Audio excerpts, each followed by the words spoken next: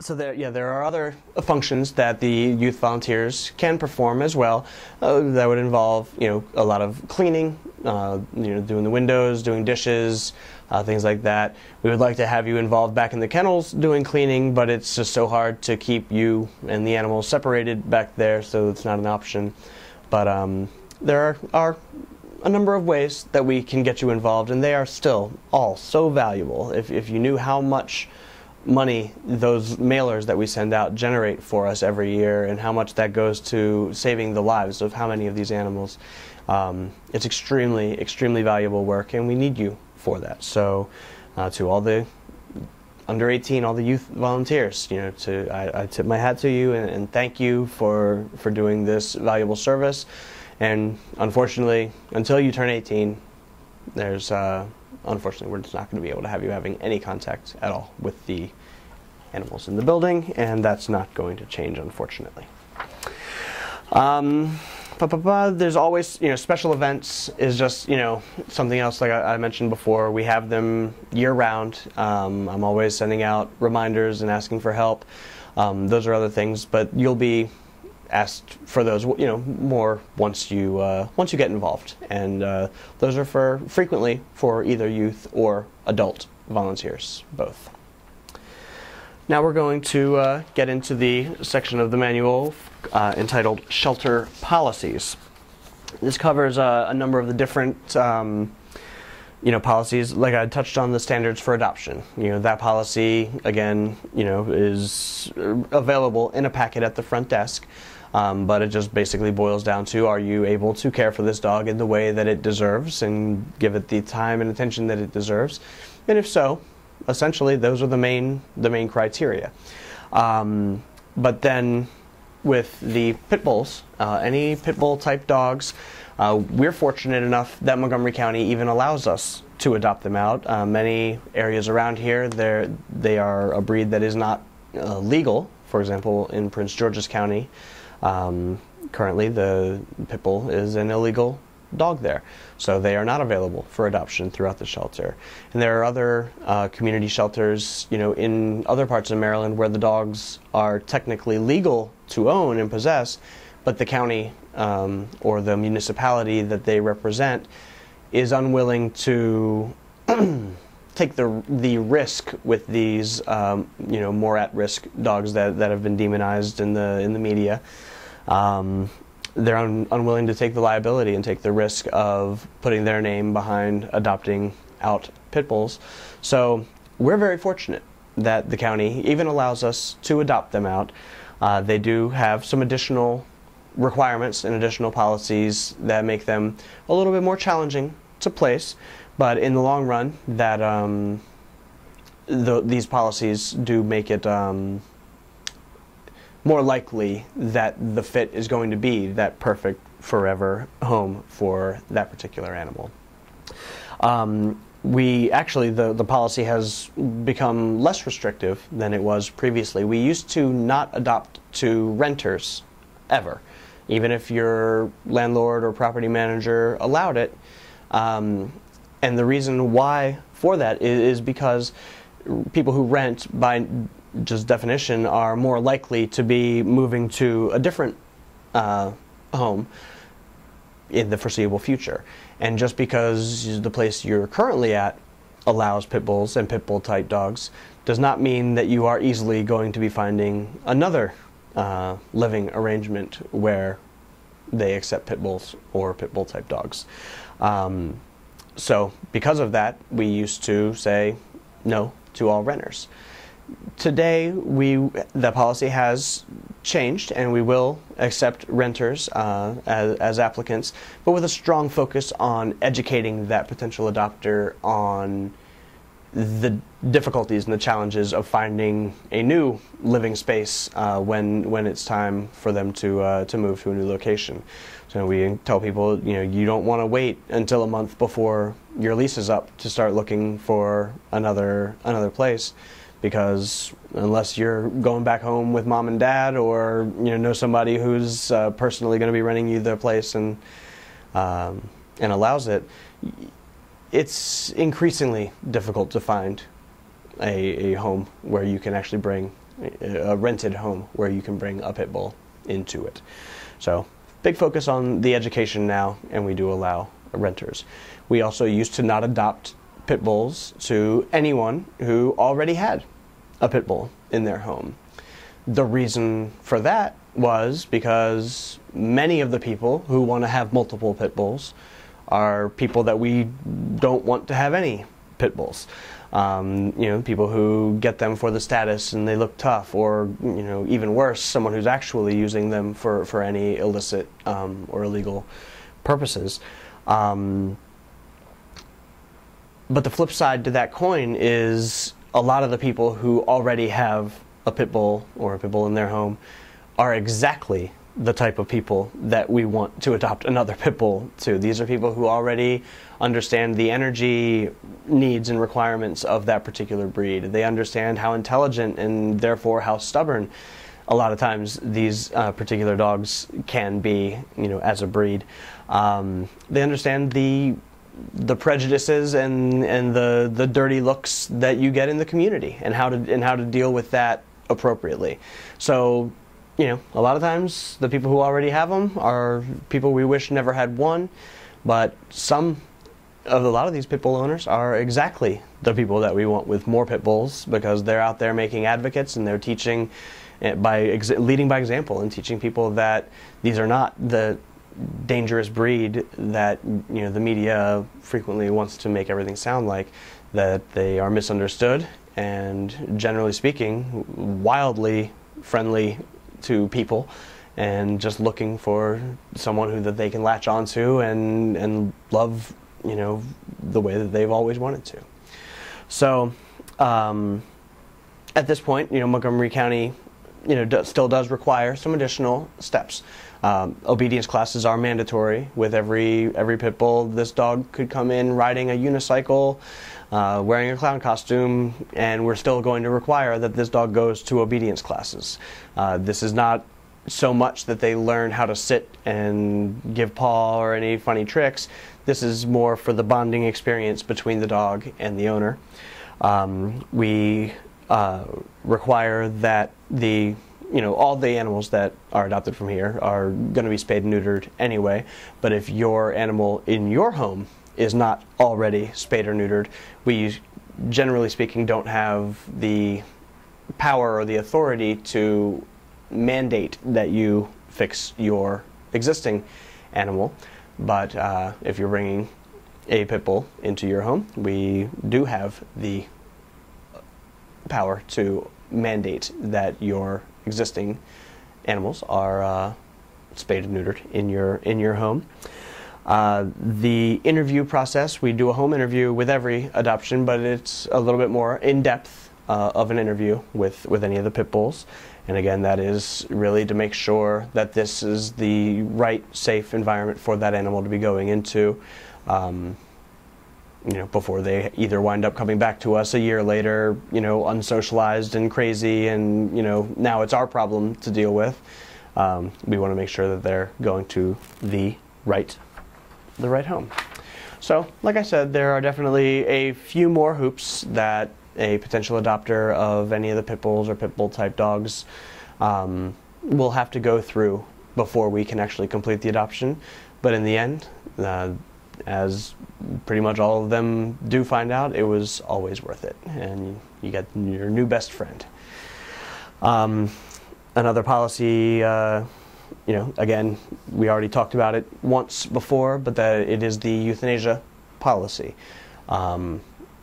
I can't stress enough that this is one of our very few zero tolerance policies. You will be asked not to come back, that your services will no longer be needed here if you approach the wrong person or have the wrong tone with anyone that you don't need to be talking to about the euthanasia decisions in this building.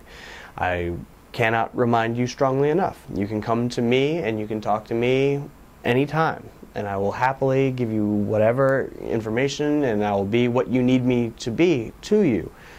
But you need to direct those concerns and those questions and those feelings towards me if you want to be sure that there's not going to be any negative repercussions to the decision.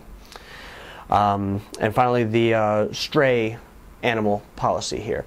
When an animal comes in and we don't know who the owner is, that's a definition of a stray animal, and we are required, and I'm not sure if this is county law or state law, but we are required by law to hold on to that animal for a certain period of time in order to give the animal's rightful actual owner the opportunity to come and reclaim their pet.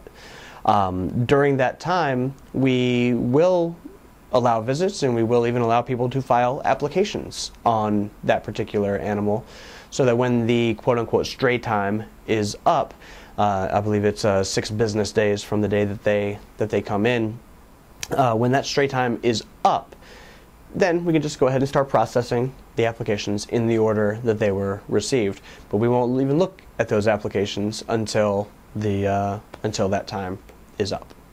So those are some of the different policies and things of here at the shelter.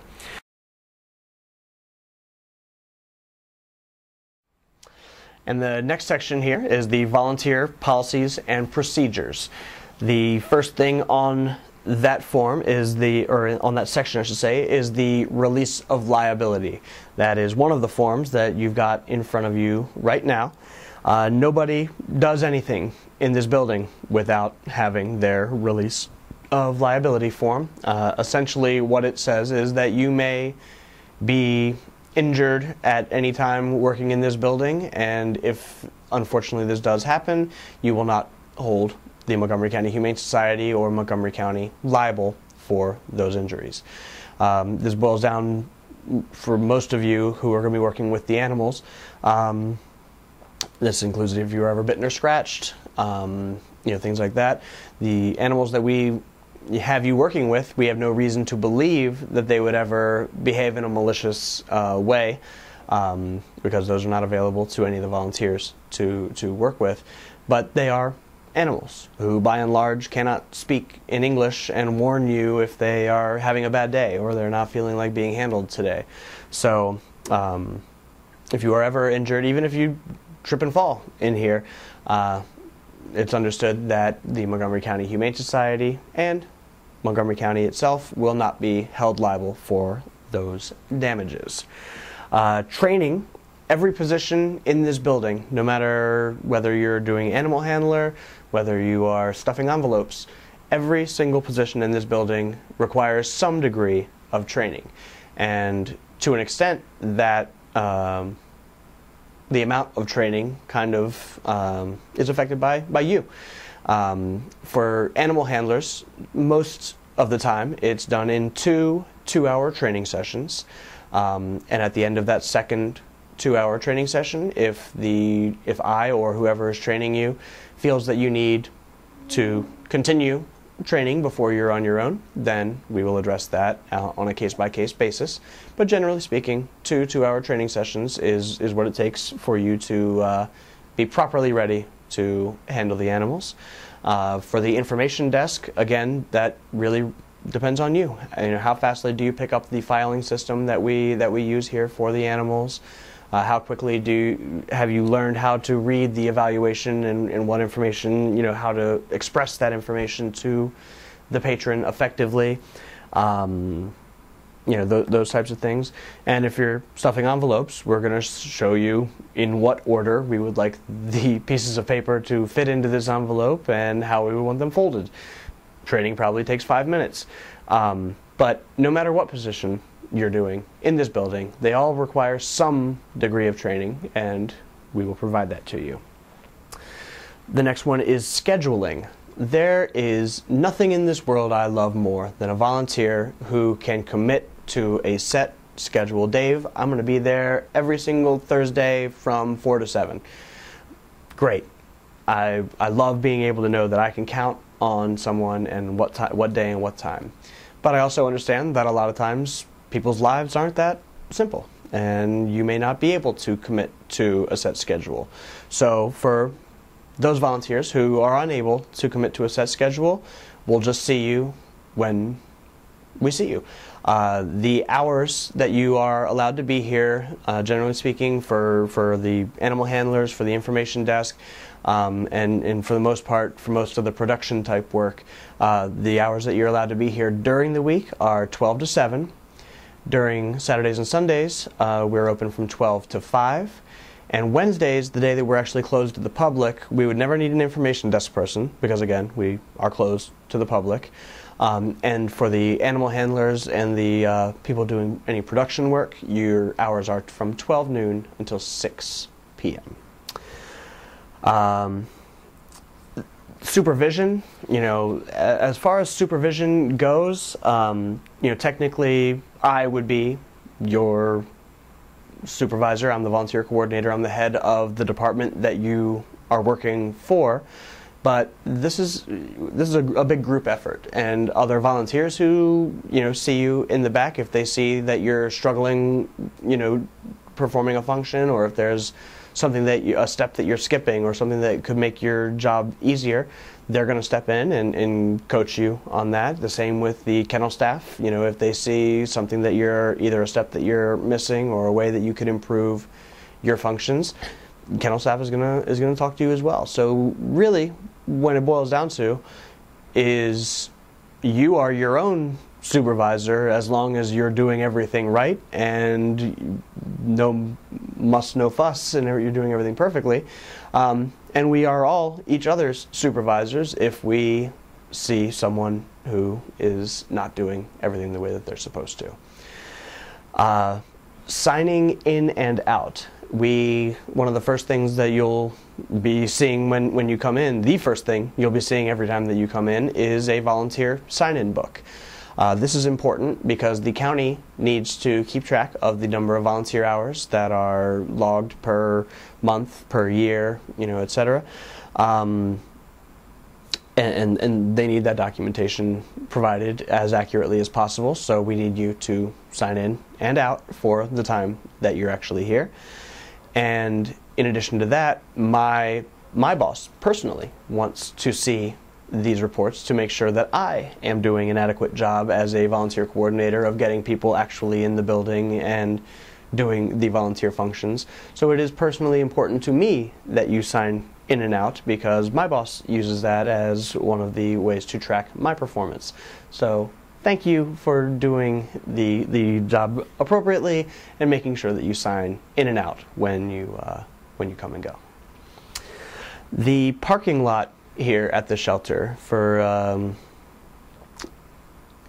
lack of a better word, it is not spacious. We have probably about 11 or 12 parking spots out in the front lot here. We would like those spots to be available for the patrons who are coming to potentially adopt. We want to make their whole experience as easy as possible, and if we need to make them hunt for a parking spot before they even come in, we're already getting off on a bad start before they've even walked in the door. So we would like to have those spots available to the individual patrons. So that leaves parking available. There's parallel parking in front of the shelter on Rothgeb Drive. And there's also, if you are walking from Rothgeb Drive towards the shelter, if you look to your right, then there's a large Rockville City parking lot, which it says Rockville City parking only, but we, as the animal shelter, have been given permission for all of our staff, all of our volunteers, and even our patrons to actually use that parking lot as overflow. So you can always find parking in that lot. I've never even seen it probably a quarter filled, so there's plenty of lots, or plenty of spaces in that particular lot for you any day of the week. The dress code, we do require that you are, and this is January and this is August, it does not matter. If you're working with the animals directly, we require that you are wearing long sleeves, we require that you are wearing long pants, and we require that you are wearing full coverage shoes with rubber soles. Boots are preferred.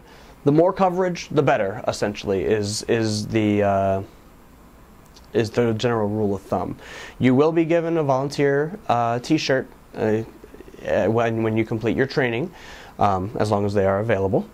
And but you will always be required to have full long sleeves while you're working with the animals. The main reason for that is to prevent the unintentional, bites and scratches from actually breaking the skin. If one of these animals, whether it's a cat, whether it's a dog, whatever, if one of these animals is genuinely set out and intent on hurting you, your volunteer t-shirt is not going to prevent that from happening. But your long sleeve t-shirt might help in the case of the over exuberant puppy with the razor sharp claws that jumps up and sort of body slams you. It might stop that impact from actually breaking the skin in one of those unintentional situations where he didn't mean to actually inflict any pain or injury on you. The reason why that is so important and so significant is anytime an animal in this building, or even anywhere in the world, if an animal bites or scratches you and it breaks the skin, it is a Center for Disease Control requirement that you file an incident report, or a bite report, as we just generically call it, whether it's a bite or a scratch.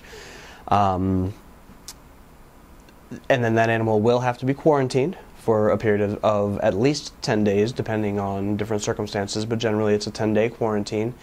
And that means that they're not going to be able to be seen by the public while they're here, or at least for that 10-day period. And it also winds up being a black mark on their permanent record. So it actually, will show on them if they ever show back up here at the shelter. Let's say a little puppy or a little kitten, accidentally, just playfully broke the skin on you, and then it shows up here, it gets adopted, and it shows up as a stray here in 5 or 6 years. We track it with a microchip and find out that this is the same one. We're going to see this barking dog icon next to their name, which means use caution with this animal. It has bitten or scratched in the past.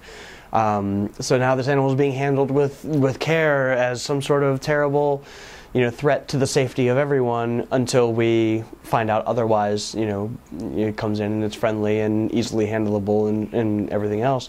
But initially, it will be treated as a suspect when it comes in automatically. We want to avoid this as much as possible, and the easiest way to avoid that is to stay properly covered while you're here and while you're volunteering. There is a list, in your manual here of unacceptable and acceptable attire, but what it boils down to: long sleeves, long pants, and shoes that cover your entire foot. No sandals, no flip-flops, no anything like that. They need to cover everything. Jeans are the preferred material for the pants, but khakis or corduroys or anything like that works. No leggings, no sweatpants, no basketball, mesh type pants or anything like that. It's just not thick enough and wouldn't really perform the function. The object here is to prevent these bites and scratches and prevent these guys from having to be unnecessarily quarantined. Personal belongings. We do not have space for you to really bring in, your stuff. We don't have lockers or anything that for the volunteers to use. It's just a space issue more than anything else. So we do ask that you either leave, anything that you can't have with you and don't need with you. We ask that you either leave it home or lock it in your car when you come in. If you have no choice but to bring it in, if you're riding the bus or whatever, people do leave their personal belongings at my desk all the time, and nothing to this day has ever walked away. I've never had a volunteer say, that anything was missing or anything like that.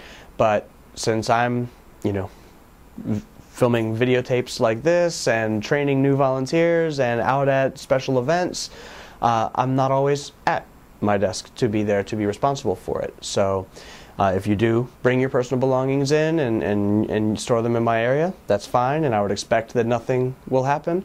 But in the event that it ever does, it's not something that I or the Montgomery County Humane Society will be responsible for.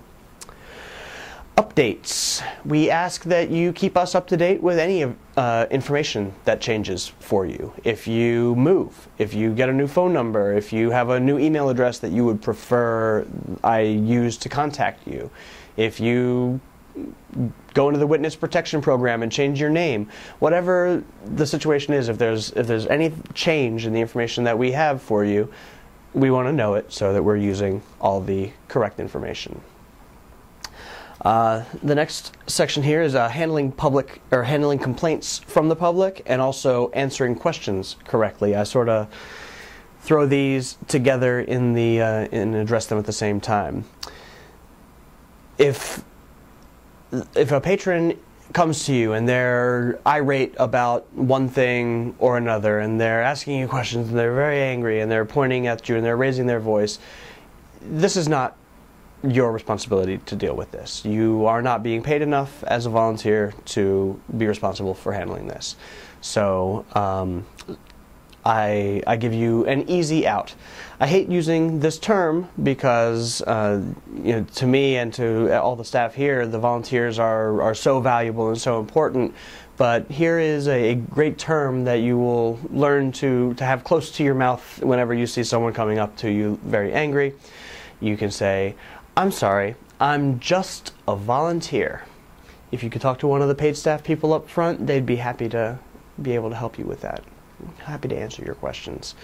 That will get the situation off of you and allow you to get back to doing the 4 jobs that you are being asked to do, none of which are dealing with an angry patron. That's not one of your 4 jobs. Also, answering questions correctly. If a patron comes and asks you a question that you are certain of, if they ask you the specific breed or what age we believe an animal to be, then you look at the information that's on their cage and you tell them, "Oh, this is a 4-year-old German Shepherd." Great. Go ahead and answer that question. But if there's even any doubt in your mind that the answers that you're about to give to that question are not accurate, if they say, "Is this animal good with kids?" and you've never personally seen this dog or cat with a child, but he seems so well-mannered, don't speculate about anything. If a patron asks you a question and you do not know that answer concrete 100% accurately, again, "I'm sorry, I'm just a volunteer." If you could please talk to one of the paid staff people up front, they would be happy to help you with that, and they will handle answering that person's question.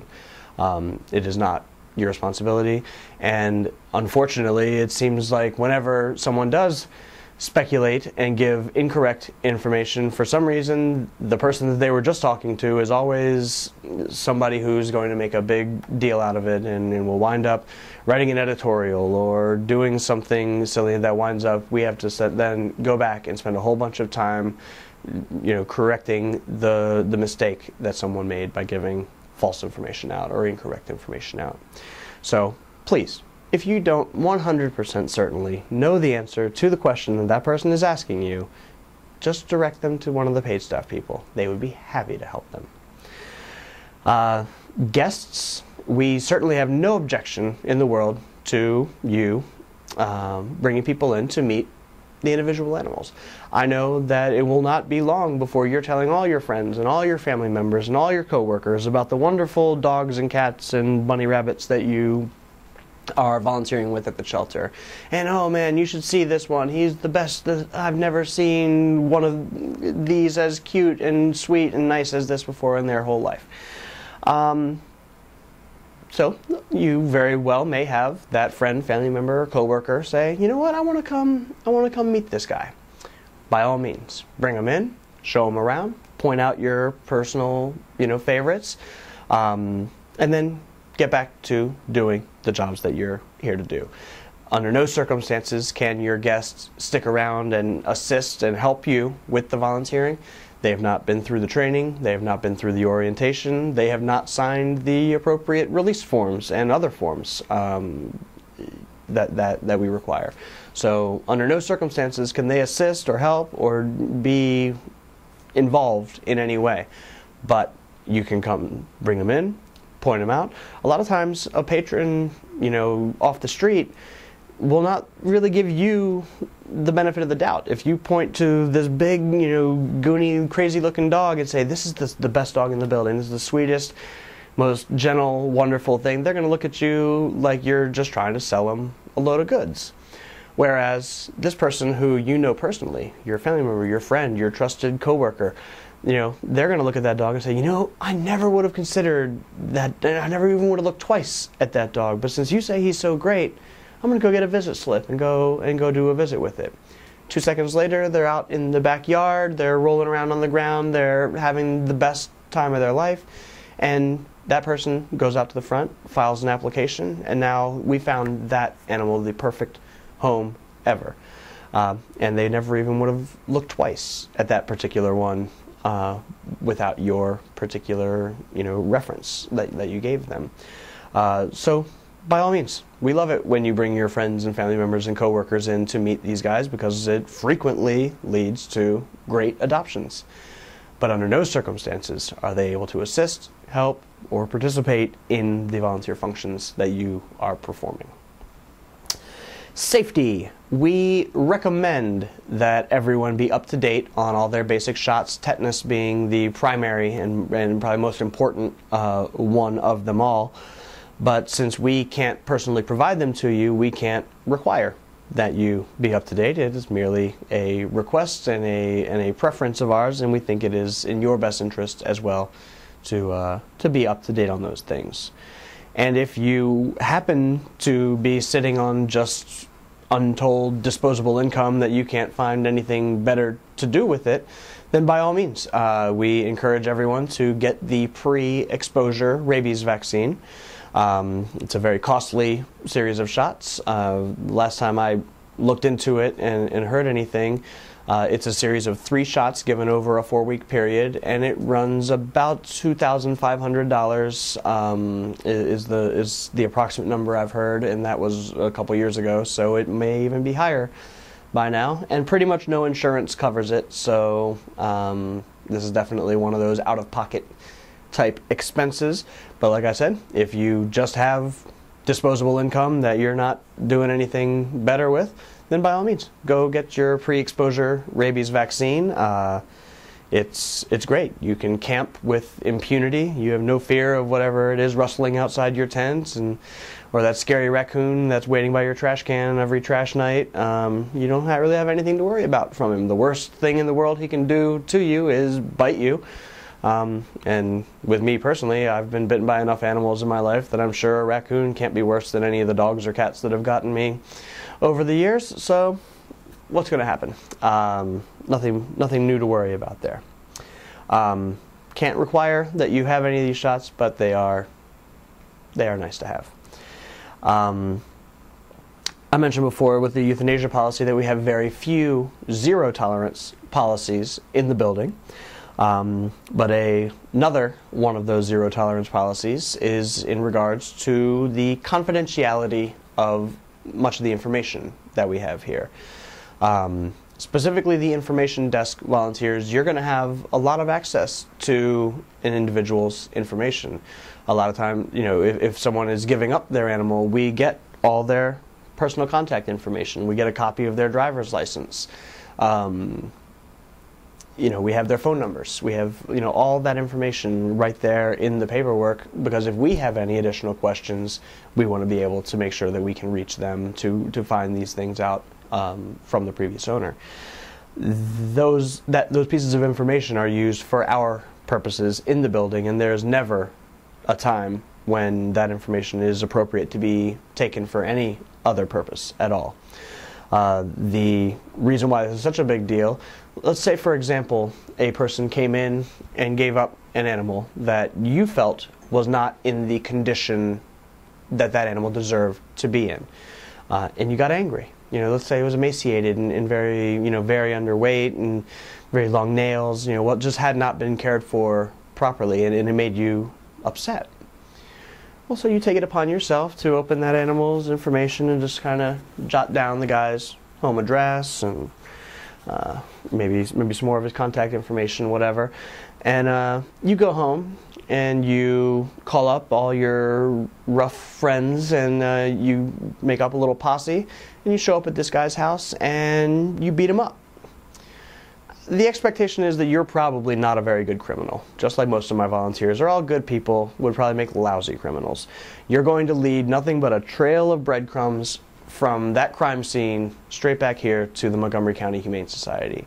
And we do not, in fact, we cannot have the reputation of this organization be, don't bring your animal to the shelter if they don't like the way the condition he's in. You know, Dave and the goon squad will show up and fight you over it. People will stop bringing us their animals. We want, if these people can't care for their animals properly, we want them to be bringing them to us so that we can take over from there and hopefully get this animal moving forward in its life and giving it the things that it needs and it deserves. If the reputation and the word on the street is that, you know, that's not a safe thing for the person to do, they're going to either just let the dog go or take the animal out into a field and shoot it. You know, there are a lot of alternatives here that are not anywhere near as good as the way it is now, where people feel like they're not going to get judged, where they're going to come in and be able to do this and they're going to be safe. So under no circumstances, if we even have reason to believe that you are taking the information and using it for any other purpose, even if it isn't something violent like that, even if you just wanted, you know, you were going to crank call them or do stupid things like that, it's completely unacceptable, and it will not fly. And if you're caught, that is a 100% zero tolerance policy. You will not be allowed back in the building. Media. If somebody happens to come in the building and they've got their little microphone or they've got their little cameraman and they want to start asking questions, well, we have specific people in this building who are authorized to speak to media. For the most part, that isn't me, and that means it definitely isn't you. So just like with the answering questions correctly and the irate patrons thing, if someone comes in and they're asking questions and they've got their tape recorder or their video camera or whatever, even if they're asking you a question you do know, if they're asking you what is 2 plus 2 or what day of the week it is today or what color your own hair is, I'm telling you to refer them to a paid staff person. Those are the people that are authorized to speak to the media, and that is the way that that's going to be. Last but not least, cell phones. I understand that we're in the 21st century, and there are times that you are going to need to make and or receive a phone call. I understand that. We do not want you doing that in front of the patrons and in areas where the patrons have a line of sight with you. There are plenty of places in this building that you will have access to that the patrons will not.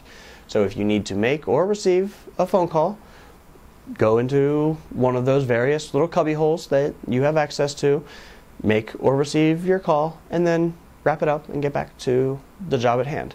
And I mean, that's pretty much the manual. Again, I really want you to take some time on your own after you finish the orientation session here, and go ahead and read word for word the whole thing. There's a lot of good information in there that we didn't touch on, but the most important stuff here did just get hit on. So that'll wrap up this section.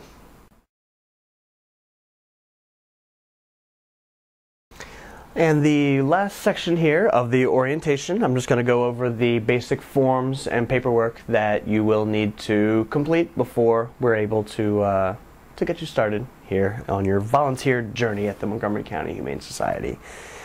The first and probably most important form out of them all is the volunteer release. We touched on it briefly before, but it basically just says that any injuries that you incur during the time that you are volunteering with the Montgomery County Humane Society, that you will not hold MCHS or the Montgomery County as an entity liable for any of those damages. The next form here is the volunteer disciplinary and separation policy. It basically gives you a list of, it's not a complete list, but a list of the types of things that would cause us to have to ask you not to return to help here with the organization. The next form after that is basically an emergency contact form. It's called emergency form. It has your information, your emergency contact. It has a list of any allergies, basic doctor information, insurance information. Hopefully we'll never even need to use any of this at all, but in the event that you are ever injured or hurt in any way while you're here, it's better that we have this information than be without it. And last but not least is a volunteer agreement, which basically is just a list of different things that you agree to either do or not do while you are employed as a volunteer at the Montgomery County Humane Society. And then this one, which is not something we need to sign, just the roles and expectations, just spells out what we expect of you and what roles we will have you performing. And this is your volunteer training card. This is mainly helpful to me or to whoever your trainer is actually going to be, because it gives us all your contact information in one easy to read location. It also tells us what your particular volunteer interests are, whether it's dog handler, cat handler, information desk, production. Maybe you only want to work special events. These are the types of things that you can put on there for your volunteer interests. And it also tells me generally what days of the week tend to be better for you for training, days and times if you have that information available. There's a place on the slip for you to put that. That way, the more availability you have, the easier, obviously, it is to get you in to train. The less availability you have means that it'll probably take a little longer and be possibly a little more challenging for us to find someone whose schedule matches up exactly with you. But at least we have all that information right there in one spot. So that concludes the orientation. We all of us here hope that this is just the beginning of a long, great relationship that we're all going to have, where we get to help the animals, see and find their forever homes, and while they're here, make sure that they're properly cared for and as comfortable as they can. I definitely can't say it enough that you guys really are the lifeblood of this organization, and if it weren't for all the volunteers that we have now and that we've had over the years, we would never be able to have gotten so much accomplished, and we wouldn't be able to accomplish all the things that we're going to accomplish together. So I look forward to seeing a lot more of you, and thank you for coming.